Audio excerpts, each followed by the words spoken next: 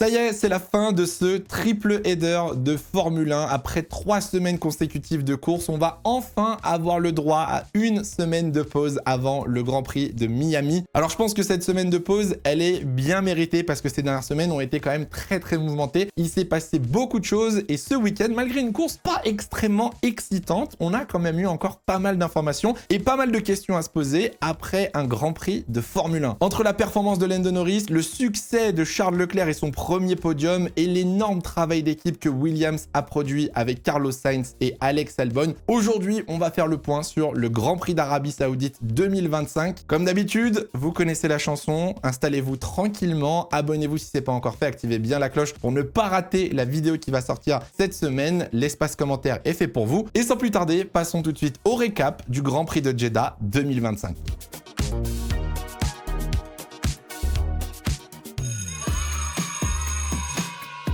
Bon, vous le savez, le Grand Prix a eu lieu tard dans la nuit en Arabie Saoudite. Et quelle est la meilleure solution pour tenir en fin de journée tard dans la nuit? Les boissons énergisantes. Vous le savez si vous me suivez depuis longtemps, je suis partenaire de Oli et c'est l'occasion encore une fois de vous en parler. Vous connaissez sûrement cette marque de boissons énergisantes, mais pas que. Oli propose différents types de boissons, que ce soit énergisant, iced tea, milkshake ou même hydration. Bien évidemment, ces boissons ne remplacent pas de l'eau, mais c'est une solution un petit peu plus saine que les soft drinks que vous pouvez trouver en magasin. L'avantage de Oli et surtout sur les boissons énergisantes, c'est la New Caf qui vous évite d'avoir un pic d'énergie et une chute derrière qui va vous rendre encore plus fatigué. Avec une portion de Oli, vous pouvez tenir dans la longueur et en ne prenant qu'une seule boisson, vous aurez l'occasion de tenir durant toute la journée. Bien évidemment, c'est à consommer avec modération et c'est conseillé seulement aux personnes de plus de 16 ans. Il s'agit, en plus d'être une solution plus efficace, d'une solution plus économe et plus environnementale. Vous voyez ces petits boosters dans le décor à chaque vidéo.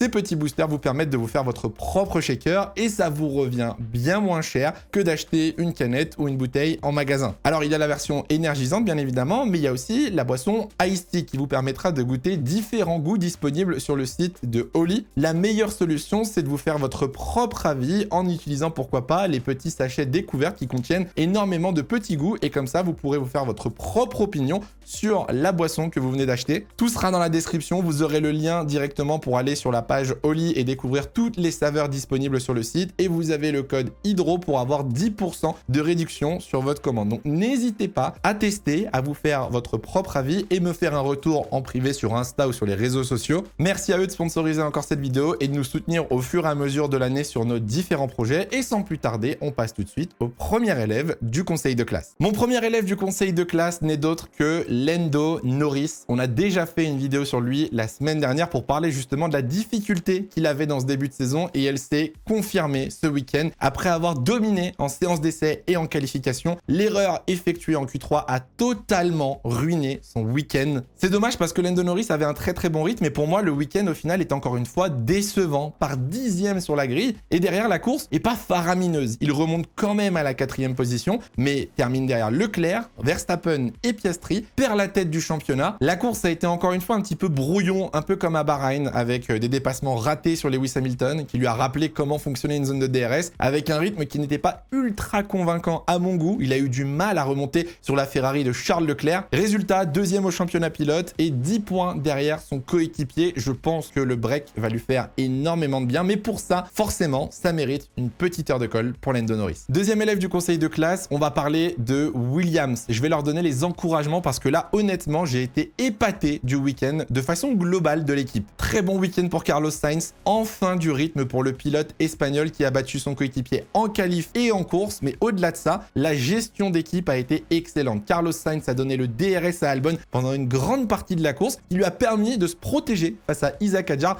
pour défendre la 9e position. Avec les points accumulés ce week-end, Williams reprend la 5e place au constructeur et vu l'ambiance et la dynamique de l'équipe, je pense qu'on peut dire qu'aujourd'hui, Williams est la 5e force du plateau. À voir maintenant comment James Wolf va gérer cette équipe, comment Williams va gérer le développement de 2026 aussi, parce qu'on commence à en parler du côté de l'équipe anglaise. Mais franchement, excellent travail de la part des deux pilotes, Albon et Sainz, et je suis très curieux de voir la suite de la saison. Si les deux commencent à performer, je pense que ça va faire très mal dans le midfield. Pour terminer ce conseil de classe, bien évidemment, comment ne pas parler d'Oscar Piastri. Les félicitations pour le pilote australien qui a encore effectué un week-end XXL. Il enfonce le clou une nouvelle fois. Pour la première fois depuis 15 ans, on n'avait pas eu un Australien en tête du championnat du monde. Le dernier, c'était Mark Webber. C'est très simple. C'est le manager d'Oscar Piastri aujourd'hui. Je vais pas vous mentir, j'ai été un petit peu déçu de voir Piastri rater la pole parce que je pense qu'il y avait moyen d'aller la chercher avec une McLaren. En même temps, Verstappen fait un tour stratosphérique, mais après en course, Piastri a effectué la copie parfaite. Honnêtement, très bonne défense au virage 1 et ça on va en reparler dans quelques minutes. Derrière, Piastri a géré ses pneus, son rythme n'a pas été gêné par le trafic. Au final, deuxième victoire consécutive pour le pilote australien. Alors malgré une apparence assez douce et tranquille, j'ai l'impression de découvrir un côté un peu obscur et dominateur de Oscar Piastri qui me plaît énormément dans cette saison 2025. Déjà, je pense qu'on peut le dire très clairement, le duel entre Norris et Piastri est officiellement lancé. Reste à voir maintenant comment Norris va réagir, reste à voir comment Piastri va gérer cette nouvelle position, mais si ça continue dans cette direction, je pense qu'on pourra dire qu'Oscar Piastri est en train de devenir un des favoris pour le titre en 2025.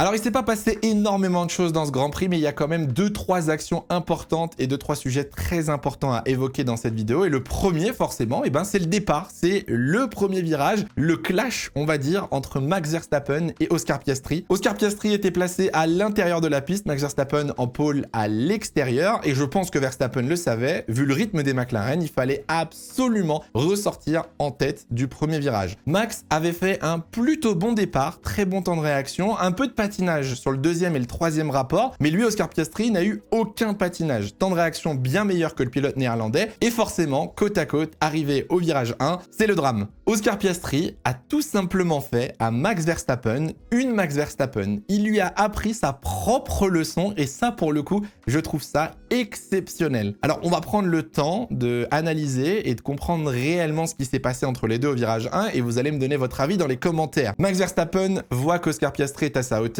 à l'intérieur et Max Verstappen décide de jeter sa voiture à l'extérieur en emmenant beaucoup plus de vitesse. Le dépassement à l'extérieur au virage 1, il peut se faire à condition que le deuxième pilote vous laisse de la place et accepte de passer côte à côte. Et ça, Max, il l'a bien compris, Piastri n'allait jamais l'accepter. Résultat, Verstappen se jette au virage 1 à l'extérieur, essaye d'enrouler par l'extérieur, sauf qu'on l'entend, Verstappen relâche les freins et Verstappen va se servir du frein moteur.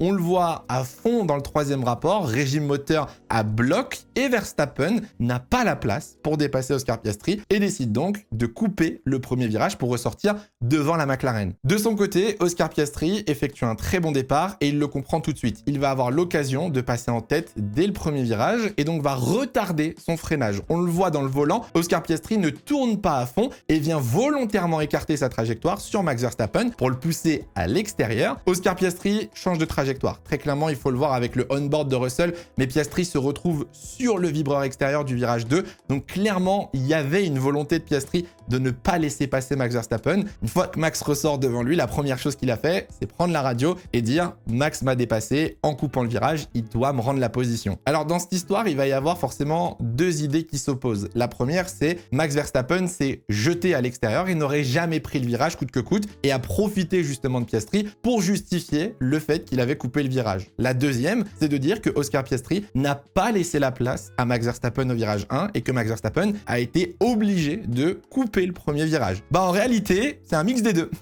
En réalité, c'est un mix des deux. Je vous l'ai dit, Piastri a fait une Verstappen. Il était à sa hauteur, il était à l'intérieur et il a décidé de ne pas lâcher. Si vous voulez mon avis, je trouve que Oscar Piastri a très bien géré son coup et qu'il a très bien défendu au premier virage. Néanmoins, ce qui me chagrine un petit peu, c'est la pénalité qui a été attribuée à Max Verstappen. 5 secondes de pénalité au moment où la safety car rentrait au stand. Je ne comprends pas pourquoi la FIA, durant les 3 tours sous safety car, n'a pas pris la responsabilité d'appeler Red Bull et de dire « Vous devez rendre la position à Oscar Piastri ». C'est quelque chose qui se fait couramment. Verstappen n'aurait pas eu le choix que de laisser passer la McLaren. Alors vous allez me dire « Oui, mais on n'a pas le droit de doubler sous safety car, ça n'aurait pas pu se faire. » Sauf si la FIA vous le demande. Si la FIA vous l'impose, vous n'avez pas le choix que de laisser passer votre concurrent. Ça aurait remis Piastri premier, ça aurait remis Verstappen deuxième à la relance et je pense qu'on aurait peut-être eu une meilleure bataille pour la tête du Grand Prix. Moi, je vous dis honnêtement, je trouve que cette pénalité a un peu ruiné la bataille entre Piastri et Verstappen. Ça lui a offert un peu une sorte de coussin pour l'assurer d'avoir une avance sur la Red Bull. Quand on voit l'écart à la fin de la course, je pense qu'on aurait pu avoir un très beau duel et une très belle bataille. Donc bon, je vous laisserai me dire dans les commentaires dans quelle équipe vous êtes et quel est votre avis sur cet incident au premier virage. Alors l'incident Verstappen-Piastri n'était pas le seul du premier tour, vu qu'on a eu 2 abandons dans ce premier tour et la safety car. On a eu Gasly et Tsunoda, les 2 anciens coéquipiers de chez AlphaTauri qui sont venus s'accrocher à l'approche du virage 4. C'est ce genre de moment où tout simplement il y a trop de voitures dans un tout petit espace et que ça ne peut pas passer. C'est une sorte d'incident de course, mais j'ai vu quand même des théories assez folles. Pour remettre du contexte, Pierre Gasly partait derrière Yuki Tsunoda en 9e position et Pierre Gasly à l'approche du virage 4 voulait tenter l'extérieur sur Tsunoda. C'est quelque chose qui peut se faire mais qui est quand même très compliqué. Gasly laisse un maximum d'espace à l'intérieur, se retrouve sur la ligne blanche et sur le vibreur et malheureusement pour Tsunoda, à l'intérieur, ça va s'ouvrir un tout petit peu, ça va aller clipper la roue arrière de l'Alpine et envoyer les 2 voitures en tête à queue. Moi, je considère ça comme un incident de course. Si on devait vraiment donner un fautif, je pense que je mettrais Tsunoda peut-être à 60% et 40% pour Gasly, qui tente quand même quelque chose de très osé dans le premier tour. Pierre Gasly l'a expliqué au micro de Canal+, il n'y avait pas de mauvaises intentions de la part du Yuki Tsunoda. Les pneus froids, la voiture pleine d'essence, c'était risqué et je pense qu'il connaissait le risque justement. En vrai, c'est dommage parce que je pense que ces 2 pilotes auraient pu faire une très bonne course. Quand on regarde Yuki Tsunoda, il était dans le rythme depuis le début du week-end. Bon, la qualif a un petit peu raté malheureusement, mais depuis Bahreïn, ça se passait plutôt bien pour le pilote japonais. Ça aurait été l'occasion de confirmer justement la bonne performance. Il y avait quand même pas mal de dégâts sur l'arrière. Ça a tapé fort sur la Red Bull. Et de l'autre côté, pour Pierre Gasly, malheureusement, il n'y avait aucune chance de repartir. Mais là aussi, il partait 9e, il était dans les points. Et quand on voit le déroulé de la course, je me dis, Pierre aurait pu marquer quelques petits points pour Alpine. Donc, c'est vraiment dommage pour ces 2 pilotes. Petite précision quand même pour Yuki Tsunoda, sa performance en qualification était la meilleure qualif depuis 7 mois pour la 2e Red Bull. Donc là, on commence à retrouver un petit peu des couleurs du côté de chez Red Bull et on commence peut-être à avoir 2 voitures compétitives. Donc attention à ne pas sous-estimer le coéquipier de Verstappen dans les prochains Grands Prix.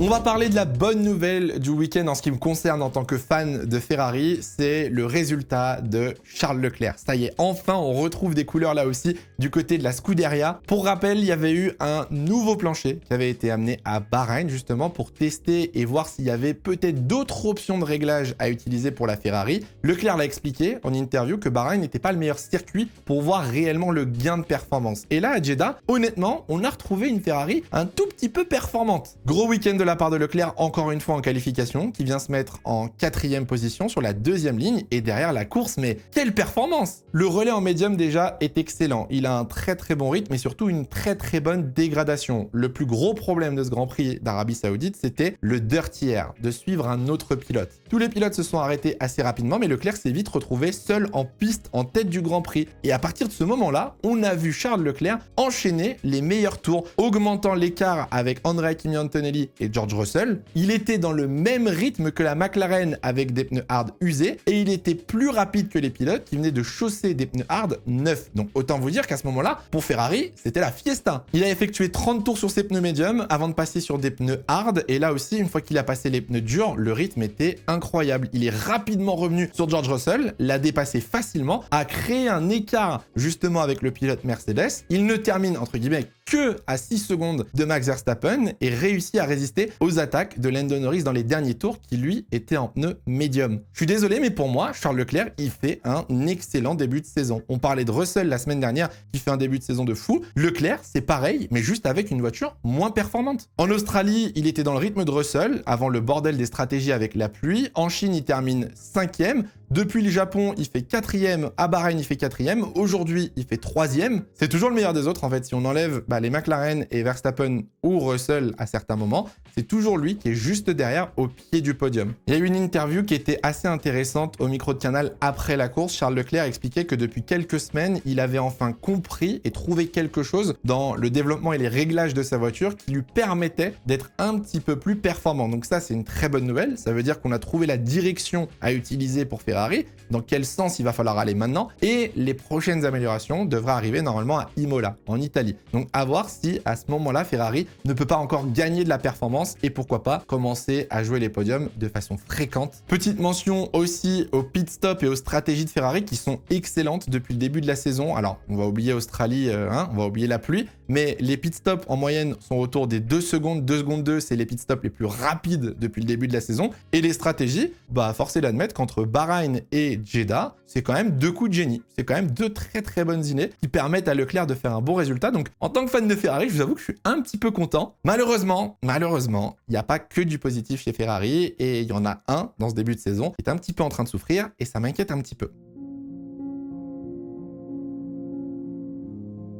Le problème pour Ferrari, il est de l'autre côté du garage. Il est sur la voiture numéro 44 et ça me brise le cœur de voir les interviews d'après-course, d'après-qualif et de voir le discours de Lewis Hamilton aussi pessimiste. Alors pour info, je vous invite à vraiment activer la cloche pour ne pas rater la vidéo qui va sortir cette semaine. On va sortir une vidéo justement sur ce sujet, les changements de baquet, la difficulté de changer d'équipe aujourd'hui en 2025 parce que Lewis Hamilton est en difficulté. C'est pas moi qui le dis, c'est lui, il le répète depuis des semaines. D'après ses propos, il y a quelque chose qui l'empêche de performer. Il y a quelque chose qui l'empêche d'être à l'aise et de s'accommoder à cette nouvelle voiture. Alors, on n'est pas là pour faire le procès de Lewis Hamilton. On n'est pas là pour le critiquer. Il est nouveau, il va lui falloir du temps, il va falloir des améliorations, il va falloir comprendre réellement ce qui se passe avec cette voiture. Mais là, c'est vrai que le scénario commence à se répéter week-end après week-end et ça me fait un petit peu du mal de voir qu'il n'y a aucune solution, il n'y a aucune explication justement à ce manque de performance de Lewis Hamilton. Dès les practices, Hamilton était déjà un petit peu en difficulté. Il était dans la compréhension, on l'entendait à la radio, il demandait des explications, il n'y arrivait pas. En interview, il n'était pas confiant pour le reste du week-end. On est arrivé en séance de qualification et là, pour moi, ça a été terrifiant de voir Lewis Hamilton dans cette forme. Lewis Hamilton a passé toute sa Q1 en 15e position. Il a sorti un tour au dernier moment pour se remettre 10e. En Q2, il passe pour 7 millième devant la Williams de Albon. Il est à 2 doigts de se faire sortir. Et en Q3, malheureusement, il est à 6 dixièmes de Charles Leclerc. Donc il y a quand même une sacrée différence. Il y a quand même une spirale négative du côté de son garage. Si on met un petit peu de contexte et qu'on creuse réellement un peu plus loin, il faut analyser aussi le circuit. Jeddah, de 1, est un circuit qu'Hamilton n'aime pas. Il n'a jamais été performant, honnêtement, à part sa victoire en 2021. Il a toujours eu du mal en Arabie Saoudite. De 2, Leclerc a toujours été performant à Jeddah. C'est un fan des circuits urbains et il s'en est toujours très très bien sorti. De 3, Jeddah est un circuit où il faut avoir confiance en la voiture. Il faut être capable de maîtriser et de jeter sa voiture dans les virages rapides. Et ça, malheureusement, c'est peut-être quelque chose que Lewis Hamilton n'avait pas ce week-end. Au final, c'était presque écrit que Lewis Hamilton serait à la traîne face à Charles ce week-end et la course n'a fait que confirmer mes craintes parce que oui, la course s'est très mal passée. Le premier relais en médium n'a pas été bon, surchauffe des pneus, impossible de stabiliser la voiture, problème de balance, incompréhension de pourquoi les pneus surchauffaient. En termes de comportement de voiture, on retrouve toujours les mêmes problèmes, les entry mid-corner, donc c'est les problèmes en entrant dans le virage, quand il faut jeter la voiture. Ça a été l'un des gros points noirs de Lewis Hamilton ce week-end, qui l'a empêché d'être rapide dans plus ou moins tous les virages qu'on avait à Jeddah. Et pour finir, l'écart tour après tour que Lewis Hamilton a pris par Charles Leclerc. Alors oui, Leclerc a passé une grosse partie de sa course dans le clean air, Lewis Hamilton aussi. Lewis Hamilton, mis à part la bataille avec Norris, où là, pour le coup, j'ai retrouvé un Lewis Hamilton que je connaissais, intelligent avec du racecraft et capable de gérer une bataille en piste, à part ça, Lewis Hamilton se prend quand même 5 dixièmes en moyenne par tour par Charles Leclerc sur ce Grand Prix. Résultat, il termine seulement 7e, très très loin de son coéquipier, très très loin des espoirs de podium. Il l'a dit au micro des journalistes que pour lui, le podium était inaccessible aujourd'hui, il ne comprenait pas comment il fallait faire et qu'il était juste content pour Charles Leclerc. Donc il y a réellement un sujet à approfondir et c'est ce qu'on va faire cette semaine avec la vidéo qui sortira dans les prochains jours. Moi, ce qui m'inquiète un petit peu, il y a deux choses. C'est de 1, la comparaison Leclerc-Hamilton qui n'est pas juste. Il ne faut pas comparer Leclerc et Hamilton aussi vite, il va falloir du temps. Et n'oubliez pas que Leclerc est là depuis plusieurs années. Hamilton vient d'arriver et découvre encore la voiture et a besoin de comprendre certaines choses. De 2, il va y avoir aussi l'âge. Parce que oui, Lewis Hamilton arrive à un certain âge. Je pense pas qu'Hamilton fasse 5 saisons chez Ferrari. Donc la performance, il va falloir qu'elle arrive quand même assez vite. Je pense que les fans de Ferrari, les tifosi, ne vont pas attendre jusqu'à 2028 ou 2029 pour voir un Lewis Hamilton dans le rythme aller chercher des pole positions et des victoires. Il l'a fait en sprint en Chine, donc c'est faisable, il peut le faire. C'est juste qu'actuellement, trouver ce qu'on appelle le sweet spot pour Hamilton, c'est pas si facile au volant de la Ferrari. Avant de passer au hydroprono, vous le savez, la question du jour cette année, c'est la question que je vous pose, à laquelle vous pouvez répondre en commentaire, histoire qu'on discute un petit peu. C'est vrai que ces derniers temps, j'ai pas eu le temps de répondre, je les vois les commentaires, mais j'ai pas eu le temps de répondre avec tout ce qu'on a sur la table. La question du jour, est-ce que Max Verstappen méritait une pénalité pour vous au premier virage? Est-ce que vous trouvez ça juste? Est-ce que la FIA aurait dû faire autrement? Ou même, est-ce que la FIA n'aurait pas dû pénaliser Max Verstappen pour ce premier tour? Je vous laisse me dire dans les commentaires. Vous avez eu mon avis en début de vidéo et je suis curieux de voir ce que vous en pensez. Bon, le hydroprono, comme d'habitude, c'est vraiment la partie où je me fais humilier dans chaque récap. Mon hydroprono qui est encore une fois totalement faux. J'ai eu une bonne réponse sur le podium, mais le reste est à jeter à la poubelle. Pole position de Russell et victoire de Russell, c'est un non. Voilà, je m'attendais à beaucoup mieux de la part de Mercedes ce week-end en Arabie Saoudite, ce n'était pas le cas. Norris sur le podium en deuxième position, perdu aussi, c'était pas la bonne McLaren. Et j'avais quand même mis Leclerc troisième. Je sentais le podium de Charles, j'ai vu juste sur ça. Meilleur au constructeur, bien évidemment, c'est McLaren, qui termine premier et quatrième, et qui donc prend le plus de points au constructeur. Et on a eu un vainqueur. On a eu quelqu'un qui a trouvé le top 4 parfait. Pole position de Verstappen, victoire de Piastri, deuxième Verstappen, Leclerc troisième et constructeur McLaren. Félicitations à Raphaël Simon qui avait trouvé ça. Pour le Grand Prix de Miami, j'ai décidé d'être un petit peu optimiste et d'espérer voir une revanche, une sorte de réponse de la part de Lando Norris. Donc pole position et victoire de Lando Norris à Miami, un an après sa première victoire en Formule 1. Piastri deuxième, voilà, doublé McLaren, grosse domination sur un circuit que je pense McLaren va très bien gérer. Et troisième, Max Verstappen. Et j'ai du mal maintenant à éliminer Max Verstappen. J'ai du mal à me dire que Verstappen ne sera pas sur le podium au vu des performances qu'on a encore vues ce week-end. Bon, logiquement, avec un doublé, ça fait McLaren au meilleur constructeur. Faites vos pronos, encore une fois. Hashtag hydroprono, tout attaché dans les commentaires. Et au prochain récap, on essaiera de voir si l'un d'entre vous ou l'une d'entre vous a réussi à trouver le combo parfait. Bon, j'espère que cette vidéo vous aura plu. Comme d'habitude, les commentaires sont faits pour vous. N'hésitez pas. Le but des récaps, c'est de discuter et de voir votre avis un petit peu sur ce qui se passe en Formule 1. Ce que vous avez pensé de ce week-end. Je vous ai dit, j'ai trouvé la course pas exceptionnelle. Hein. Franchement, c'était pas au niveau du Japon. Mais on a connu mieux et je pense qu'on connaîtra mieux cette saison. N'hésitez pas à mettre un j'aime et à partager cette vidéo si elle vous a plu. N'hésitez pas à vous abonner comme d'habitude. Et on se retrouve cette semaine pour une prochaine vidéo. En attendant, faites attention à vous, portez-vous bien. C'est le plus important. Ciao, ciao.